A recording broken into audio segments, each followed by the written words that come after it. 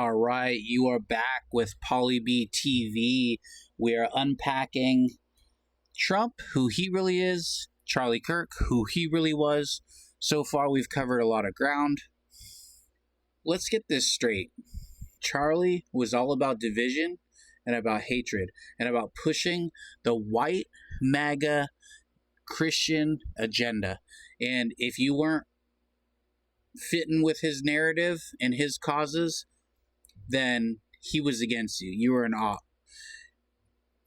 MAGA demonstrates what's called selective rage. So there's no rage. Where's the rage for January 6th or George Floyd or Breonna Taylor or Trayvon Martin? There was none. Where's the rage for their white snipers? The last 3 snipers were white. Where's the rage for those? So they have selective rage. If it does not fit their narrative, they're not going to show any emotion. If somebody dies, they're going to celebrate it. They celebrated George Floyd's death. We're just giving this Charlie Kirk the same energy that they gave him. Also, it's white fragility. They like to show their fragileness when you attack something from their side, from their narrative. That's white fragility. Where was the rage for Melissa Hortman?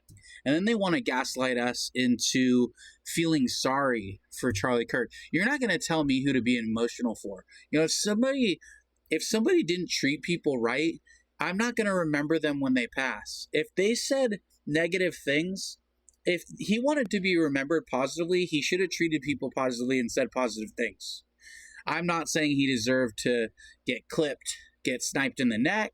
I'm not saying that. I'm not celebrating that. But what I'm saying is the man got what he asked for. He said people should be executed. It should be painful. It should be live. It should be televised. He said that we need gun deaths every year so that we can keep our gun rights. He literally asked for exactly what he got.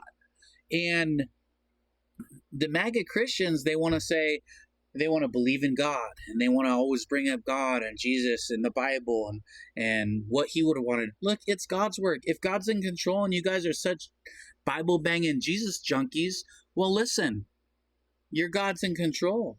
He took out Charlie. He allowed Charlie to be taken out. It's God's work. Why are you guys arguing? You should be okay with it. Charlie asked for it. Charlie got exactly what he wanted. He got exactly what he asked for. He manifested that. So why are you guys all up in arms? He got exactly what he asked for. And I'm happy that it was him and not somebody else, because he wished death upon others and he promoted violence.